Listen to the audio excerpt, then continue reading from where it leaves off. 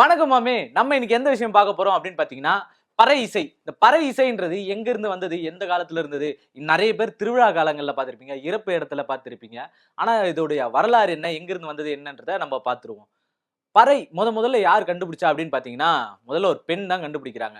ஆதி காலத்து மனுஷங்க எல்லாருமே வேட்டையாடி வாழ்ந்த சமூகம் தான். இன்னைக்கு தான் நம்ம வெஜிடேரியன், வீகனு இப்படிலாம் சொல்லிக்கிட்டு இத சாப்பாடு தான் சாப்பிடுவோம், அத தான் சாப்பிடுவோம் அப்படின்னு இருந்தோம். ஆனா ஆரம்ப காலத்துல மனுஷங்க எல்லாருமே விலங்குல இருந்து பரிமாணம் அடைஞ்ச மனுஷங்க எல்லாருமே வேட்டையாடி தான் சாப்பிட்டு இருந்தாங்க. இப்படி வேட்டையாடி சாப்பிட்டு இருந்தவங்க என்ன பண்ணுவாங்க? சாப்பிட்டு அந்த இறைச்சிலாம் சாப்பிட்டுட்டு தோல தூக்கி போட்டு காய போட்டுருப்பாங்க. அப்படி காய போட்டு அது பாட்டுன்னு கடந்திருக்கும். அத யூஸ் பண்ணவே மாட்டாங்க. அது ஒரு பக்கம் இருந்திருக்கும்.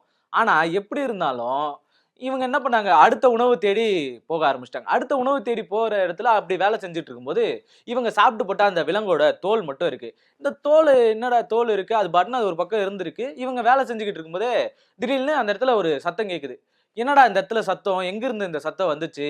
அப்படின்னு இவங்க தேடி அந்த இடத்துல தேடுறாங்க. தேடி பார்த்தா அந்த இடத்துல அந்த தோல தவிர வேற எதுவுமே இல்ல. வெறும் மரம், செடி, கொடி இதுதான் இருக்கு. அந்த தோல தவிர வேற எதுவும் இல்ல. சரி இந்த தோல் தானே இருக்கு. இதுல இருந்தா ஒரு வேளை சத்தம் வந்திருக்குமா? அப்படின்னு சொல்லிட்டு ஒரு சந்தேகத்துல என்ன பண்றாங்க? கீழ இருந்து ஒரு கல் எடுத்து திரும்ப அது மேல போடுறாங்க. போட்டா திரும்ப அதே சத்தம் கேட்குது. ஓகே. இதுல இருந்து தான் சத்தம் வருது அப்படின்னு தெரிஞ்சு என்ன பண்றாங்கன்னா, 2 மரத்துக்கு இடையில இழுத்து கட்டுறாங்க. அப்படிதான் முதல்ல பறை உருவாக்கப்பட்டது. இந்த தோல இழுத்து கட்டி அதிலிருந்து வர சத்தம் மூலியமா விலங்குகள விரட்டி அடிச்சிருக்காங்க. அது மட்டும் இல்ல தன்னை பாதுகாத்து இரவு நேரங்கள்ல வாசிக்கிறது, இல்ல ஒரு மலையிலிருந்து இன்னொரு மலைக்கு இன்ஃபர்மேஷன் குடுக்குது. யாராச்சும் வேட்டையாட போறாங்க, இல்ல உடனே வரணும், ஏதாச்சும் அவசர காலம் அப்படின்னா, இந்த பறைய வச்சு இந்த இழுத்து கட்டின தோல வச்சு தான் அடிச்சு சொல்லியிருக்காங்க. தகவல் பரிமாற்றமா இருந்திருக்கு. தகவல் பரிமாற்ற கருவின்னு. இன்னைக்கும் அந்த மெத்தட் தான் பாத்தீங்கன்னா, இன்னைக்கும் ஃபாலோ பண்ணிக்கிட்டே இருக்காங்க. இன்னமும் பல கிராமங்கள்ல தண்டோரா போட்டுக்கிட்டு போயி, இன்னைக்கும் பாத்தீங்கன்னா, பல கிராமங்கள்ல தண்டோரா போட்டுக்கிட்டு போய் தான் அரசோட ஆணைகள சொல்றதா நிலைமைகள் இருந்துகிட்டே இருக்கு. இன்னைக்கு என்னதான் WhatsApp, Facebook, Instagram இப்படி ஏகப்பட்ட விஷயங்கள் வந்திருந்தாலும், எத பத்தியுமே அப்ப கவலை இல்ல. அப்ப இது எதுவுமே இல்லாம தகவல் பரிமாறுனது பாத்தீங்கன்னா, பறை தான். தகவல் பரிமாற்றமா இருந்திருக்கு. அது மட்டும் இல்ல, இன்னைக்கு பறைன்ற ஒரு சமூகம் தனியா ஒதுக்குனதாவும், அப்படி ஒதுக்கப்பட்ட சமூகமாவே இருக்கு அப்படின்றதெல்லாம் சொல்றத தாண்டி, பறை ஆரம்ப காலங்கள்ல இந்த பேர் எப்படிலாம் இருக்குன்றத பாத்தீங்கன்னா, இன்னைக்கும் கேரளால பாத்தீங்கன்னா பறையோ, "எடா மோனே பறையோ" ஏதாச்சும் ஒண்ணு சொல்லுனா, பறையோன்னு தான் சொல்லுவாங்க. தமிழ்ல இருந்து தான் கிளை மொழியா பிரிஞ்சது தான் மலையாளம் அப்படின்றது இதுல இருந்து நமக்கு தெளிவா தெரியும். அப்ப பறைன்ற வார்த்தைக்கான அர்த்தம் என்னன்னு பாத்தீங்கன்னா, பறை அப்படின்னா சொல்லுதல். சொல்லுதல் இல்ல அறிவித்தல்ன்னு அப்படின்னு சொல்லுவாங்க. தூதுவர்கள் அரசர்களோட தூதுவர்களா பறையை வாசிச்சவங்க எல்லாருமே இருந்திருக்காங்க. பறையர்கள் அனைவரும் அரசர்களோட தூதுவர்களா தான் இருந்திருக்காங்க. ஒரு விஷயம் சொல்லணும், இல்ல அரசாங்கத்துல இருந்து ஒரு விஷயம் போணும், இல்ல இந்த நாட்டுல இருந்து அந்த நாட்டுக்கு தூது போறவங்க பறையிறாங்க. ஒரு ஒரு விஷயத்த பறைசாற்றுதல் அப்படின்னு சொல்லுவாங்க. இன்னைக்கு அந்த பறைக்காக பல மாநாடுகள் நடத்துறாங்க. அந்த பறைய வச்சு பல அரசியல்கள் இருக்கு. ஆனா இது எல்லாத்தையும் தாண்டி பறைகள் இப்படிதான் இருந்துட்டு இருக்கு. இன்னமும் நெறைய இடங்கள்ல பார்த்தீங்கன்னா, இறப்புக்கான கருவி பறை அப்படின்றத சொல்லிக்கிட்டே இருப்பாங்க. ஏன் இறப்புக்கான கருவி போச்சு அப்படின்னு நம்ம பார்த்தோம்னா, ஒரு மனுஷன் இறந்துட்டானா, இல்ல உயிரோட இருக்கானா அப்படின்றத கண்டுபிடிக்கிறதுக்காக. ஒரு சுயநனவற்ற மனுஷன் படுத்து கிடக்குறான். இவன என்ன பண்றாங்க, அவன் காது பக்கத்துல ஒரு 4, 5 பேர் போய் சேர்ந்து நின்னு பறை வேகமா அடிக்கிறாங்க. இன்னைக்கும் ரோட்ல எங்கேயாச்சும் பறை வாசிக்கிற சத்தத்த கேட்டா நம்மளால ஆடாம இருக்காது.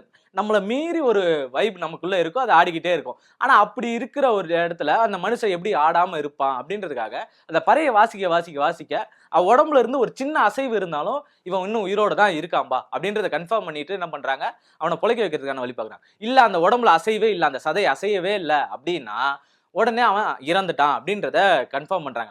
இப்படியான விஷயத்துக்கு தான் பறை முதல்ல இறப்புக்கு அடிக்கப்பட்டுச்சு.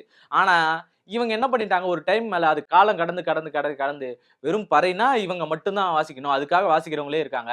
இறப்புக்காக வாசிக்கிறவங்க பறை, இறப்புக்கான கருவி பறை அப்படின்ற மாரி முழுக்க மாத்தி விட்டாச்சு. இன்னை வரைக்கும் அதிலிருந்து மீண்டு வர முடியாத கஷ்டங்கள் இருந்துகிட்டு தான் இருக்கு. அத வாசிக்கிறவங்க பல கஷ்டங்கள அனுபவிச்சுக்கிட்டு தான் இருக்காங்க. இன்னமும் ஊர் பக்கம் திருவிழா அப்படின்னு போனோம்னா, இவங்க கொண்டாட்டத்துக்காக வாசிப்பாங்க. ஆனா ஆரம்ப காலகட்டத்துல பறை எதுக்காக வாசிக்கப்பட்டதுன்னு பார்த்தீங்கன்னா, தகவல் பரிமாற்றத்துக்காக வாசிக்கப்பட்டது, போர் முழக்கத்துக்காக வாசிக்கப்பட்டது, ஒரு மலையிலிருந்து இன்னொரு மலைக்கு தகவல் தெரிவிக்கிறதுக்கு. இங்கிருந்து ஒரு அடி அடிச்சா அங்கிருந்து இன்னொரு அடி சத்தம் கேட்கும். அப்ப அதுக்காக ஒரு வாசிப்பாங்க. பிறப்புல இருந்து இறப்பு வரைக்கும் ஒரு ஒரு விதமான அடிகள் இருக்கு, தாளங்கள் இருக்கு. அதுக்கு எல்லாமே வாசிச்சுக்கிட்டு தான் இருந்தாங்க. இப்போ இந்த மலையிலிருந்து இன்னொரு மலைக்கு பறை வாசிக்கிறாங்க அப்படின்னு வச்சுக்கங்களேன். இப்போ ஒரு குழந்தை பொறந்திருக்கு. அப்ப இந்த மலையில இருக்கவங்களுக்கு எப்படி ஒரு தகவல் கிடைக்கும்னா, "அப்பா இந்த இந்த அடி வாசிக்கிறாங்களே, அப்ப அங்க என்ன நிகழ்ச்சியா இருக்கும்?" அந்த புள்ள ஆமா அது மாசமா இருந்துச்சுல, அப்ப அதுக்கு குழந்தை பொறந்திருக்கு போல. இப்படின்னு நெனச்சு தான் இப்படியான தகவல் பரிமாற்றங்கள் தான் அந்த காலங்கள்ல நடந்திருக்கு. பறைய வச்சு தான் நெறைய விஷயங்களை கன்வே பண்ணது எல்லாமே பறை தான். விலங்குகள்கிட்ட இருந்து பாதுகாத்திருக்காங்க, நிறைய கொண்டாட்டங்களுக்கு பயன்படுத்தப்பட்டிருக்கு. ஆனா இன்னைக்கு வெறும் கொண்டாட்டங்களுக்கு நிறைய சினிமாக்கள்ல இன்னைக்கு பாத்தீங்கன்னா ஒரு ஓரமா நின்று இறப்புகள்ல வாசிக்கிட்டு இருந்திருப்பாங்க. ஆனா பறைய ரொம்ப முக்கியமா காட்டின சினிமா அப்படின்னு பாத்தீங்கன்னா அதோட ஆழம் மாறாம காட்டின அப்படின்னு பாத்தீங்கன்னா இன்னைக்கு மாண்புமிகு பறைன்னு ஒரு படம் வந்து அது டைட்டில் இதுவாகி சர்வதேச திரைப்பட விழாவெல்லாம் வென்றிருக்கு. ஆனா பறைய ரொம்ப நுண்ணியமா காட்டுது, வரலாற்று சார்ந்து காட்டுது அப்படின்னு பாத்தீங்கன்னா யாத்திசைன்னு ஒரு படம் வந்துச்சு. இந்த யாத்திசைன்ற படம் நிறைய பேருக்கு தெரியாமலே இருந்தது, பல இடங்கள்ல தெரியப்படாம இருந்தது. ஆனா அதுல அந்த வர கதாநாயகன் என்ன பண்ணுவான்னா காட்டுக்குள்ள பிரயாணம் பண்ணிட்டு இருப்பான் சோழர்களை தேடி. அப்படி தேடி போகிற இடத்துல பாத்தீங்க அப்படின்னா அவன் முதுகுல வந்து பறை மாட்டி வச்சிருக்கும். ஒரு கதாநாயகன் முதுகுல பறையை மாட்டி வச்சு அவனை முழுக்க பயணிக்க விட்டது அப்படின்றது பாத்தீங்கன்னா யாத்திசைன்ற படத்துல தான் நடந்திருக்கு. ரொம்ப ஆய்வுபூர்வமா நடந்திருக்கும். ஏன்னா அவன் காட்டுக்குள்ள பயணிக்கிறான், அவனை விலங்குகள் அட்டாக் பண்ணலாம், என்ன வேணாலும் நடக்கலாம். அங்கிருந்து தன்னை பாதுகாத்துக்கிறது, இல்ல வேற எதிரிகள் காட்டுக்குள்ள பதுங்கி இருக்கிற பல எதிரிகள் என்ன பண்ணலாம், அவன் மேல தாக்க வரலாம். இல்ல நான் மனுஷன் தான் அப்படின்றத தெரிஞ்சுக்கிறதுக்காக என்ன பண்றாங்க, பறை அடிச்சு அதை இன்ஃபர்மேஷனை டெலிவரி பண்றாரு. இப்படியான விதமா தான் பறைகள் இருந்துகிட்டு இருக்கு. ஆனா அந்த பறையை வச்சு இன்னைக்கு நிறைய அரசியல் பண்றது, அதை வச்சு ஒடுக்குமுறைக்கு உள்ளாக்குறது, அதுல இருந்து நிறைய கஷ்டங்கள் அனுபவிக்கிறது, இது எல்லாமே இருந்துட்டு இருக்கு. பறை வந்து பாத்தீங்கன்னா உலகத்திலே கண்டுபிடிக்கப்பட்ட முதல் இசை கருவி. இதை வச்சுதான் வந்து எல்லா கருவிகளுமே அடுத்தடுத்த தாள கருவிகள் எல்லாமே உருவானது. அப்படியாப்பட்ட பறை இன்னைக்கு எந்த இடத்துல இருக்கு, அதை எப்படி கொண்டாடணும் அப்படின்றத நம்ம தான் முடிவு பண்ணணும். நன்றி.